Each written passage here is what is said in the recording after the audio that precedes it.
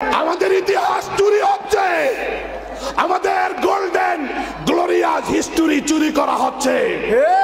কোন বাতিলের সাথে আপোষ করার ইতিহাস আমাদের নাই, কোন অপশক্তির সাথে আপোষ করার ইতিহাস আমাদের নাই। আমরা সূচনা কাল থেকে আজও পর্যন্ত লড়ছি, ভবিষ্যতেও লড়ব।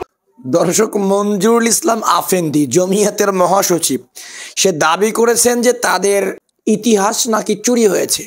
ভাই, আপনাদের এমন কি ইতিহাস আছে যা চুরি হবার? আপনাদের তো কোনো ইতিহাসই নেই।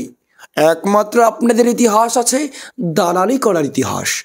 দালালি করা ছাড়া তো আপনাদের ভিন্ন কোনো ইতিহাস নেই যে ইতিহাস আমরা চুরি করব।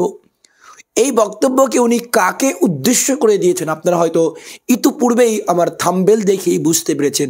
পীর সাহেব চরমোনাইকে উদ্দেশ্য করে এই বক্তব্য নিয়ে দিয়েছে।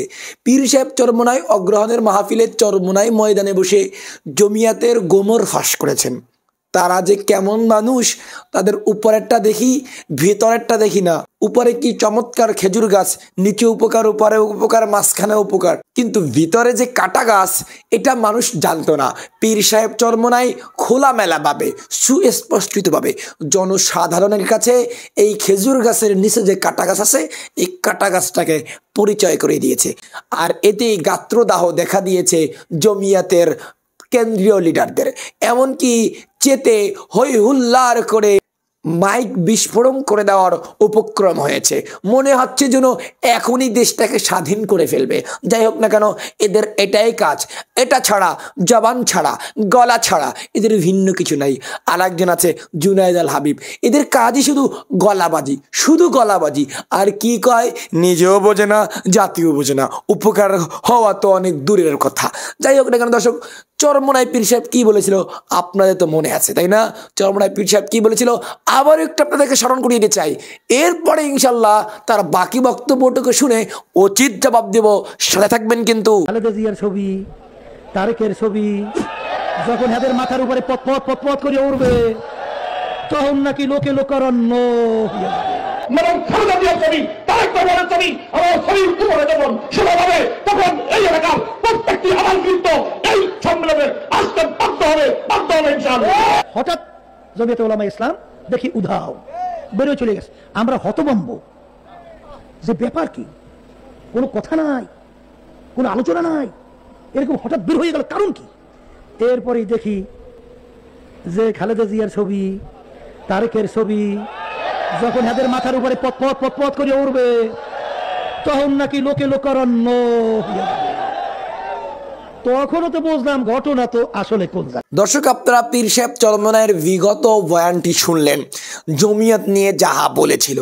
এই ভিডিওটা যখন আমি করার টাইমে আমি বলেছিলাম যদি জমিয়ত পীর সাহেব চরমোনাইয়ের এই কথাকে অসত্য, মিথ্যা প্রমাণ করতে পারে, আমি মিডিয়া ছেড়ে দিব। মিডিয়ার সামনে কোনোদিন এই নিজের ওয়াজহুন মোবারক দেখাবো না। ওয়ালাকিন কোনো রেসপন্স পাইনি, কোনো যোগাযোগ পাইনি, কোনো সাড়া পাইনি। যাই হোক না কেন, এই জমিয়াতে ওলামায়ে ইসলামের গলাবাজিরা আর কি বলেছে, শাইখুল হাদিস সাহেব মানুষ, তার বিরুদ্ধে এভাবে বলা উচিত না, অপমান। কিন্তু তারা যতটা নিচে নেমে গেছে ভাই, এর চেয়ে কি ভালো শব্দ তাদের প্রতি আমাদের চয়ন করা উচিত বলেন? তাতে শব্দেরও একটা অপমান হবে। তারা যতটা নিচে নেমে গিয়েছে সাধারণ 2-3টা আসনের জন্য মা বানিয়ে ফেলে কতক্ষণ এটা বলে ওটা বলে, একদম মানে বিএনপির লোকেরা বিএনপির দেশনেত্রী খালেদা জিয়াকে যতটা মহাব্বত না করে, যতটা প্রীত না দেখায়, তার চেয়ে অতিরিক্ত প্রীত দেখাইলো এই ব্যক্তি। বিএনপির লোকেরাও হাসাহাসি করে, কে রে ভাই তুই কোত্থেকে এসলি, তুই চিনতাম না তো, উড়ে এসে জুড়ে বসে আমাদের উপরে আমাদের নেত্রীকে ভালোবাসা বেশি দেখাস, বাপরে বাপ। যাই হোক না কেন, কি বলেছেন, চাপাবাজ বলা ঠিক হবে না, চাপাবাজ বলা ঠিক হবে না, কি বলেছে শাইখুল হাদিস সাহেব, চলুন আমরা শুনে আসি। আমাদেরকে যদি বাঁচতে হয়, আমাদেরকে যদি বিকৃতি থেকে সুরক্ষা নিশ্চিত করতে হয়, আমাদের বুজুর্গানে দ্বীন পূর্বপুরুষ ওলামায়ে দেওবন্দকে আমাদেরকে বারবার স্টাডি করতে হবে। আমাদের পাকিস্তান থেকে আগত বরেণ্য মেহমান মুতাকাল্লিমে ইসলাম হযরতুল আল্লাম ইলিয়াস গুম্মন হাফিজাহুল্লাহ গুরুত্বপূর্ণ বক্তব্য রেখেছেন এবং মনে হলো তিনি আমাদেরকে সবক পড়াচ্ছেন। আমরা খুব একাগ্রতার সাথে মনোযোগ দিয়ে শুনেছি। উলামায়ে দেওবন্দকে তিনি চেনাবার চেষ্টা করেছেন। আজকের এই কঠিন সময়ে, সংকটময় মুহূর্তে আমি সবাইকে অনুরোধ করব, সকলের দৃষ্টি আকর্ষণ করব, একটি কবিতার দিকে আপনাদের মনোযোগ আকর্ষণ করব। তাজা খাহি দাস তনগর দাগহায়ে সিনারা, গায়ে গায়ে বাজখানি কিসে পারি নারা।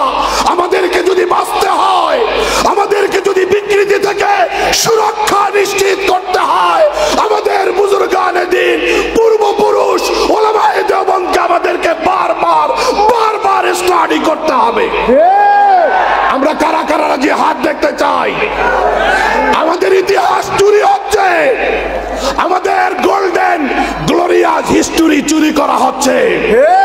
কোন বাতিলের সাথে আপোষ করার ইতিহাস আমাদের নাই, কোন অপশক্তির সাথে আপোষ করার ইতিহাস আমাদের নাই। আমরা সূচনা কাল থেকে আজও পর্যন্ত লড়ছি, ভবিষ্যতেও লড়ব। দর্শক, প্রতিটা ক্রিয়ার পিছনে একটি প্রতিক্রিয়া আছে। ক্রিয়া যত মজবুত হবে, প্রতিক্রিয়া তত মজবুত হবে। ক্রিয়া যত নর্মাল হবে, প্রতিক্রিয়া তত নর্মাল হবে। তো ব্যাপারটা হচ্ছে যেমন, আপনারা কিন্তু ইতিপূর্বেই অলরেডি মিডিয়াতে দেখে ফেলিয়েছেন তাদের পরিণাম। অলরেডি মানুষের চোখে তাদের পরিণাম কিন্তু ভাসতেছে। কি হলো? দালালি করে কি হলো? কি পেল তারা? 5টা না 6টা আসন দেওয়ার কথা, এখন তাও দিবে না, হয়তো 3টা আসন দিতে পারে। এটা নিয়ে ঝামেলা। এখন বিএনপির জোট থেকেও ওয়ালাইকুম আসসালাম দিয়েছে তারা, ওমা আলাইনা ইল্লাল বালাগ দিয়েছে তারা। এখন বিএনপির জোটেও যাবে না। কি করবে? এককভাবে সারা বাংলাদেশে প্রার্থী দেবে। এককভাবে সারা বাংলাদেশে যদি প্রার্থী দেন, 300 আসনে 300টি ভোট পান কিনা আমার সন্দেহ আমার।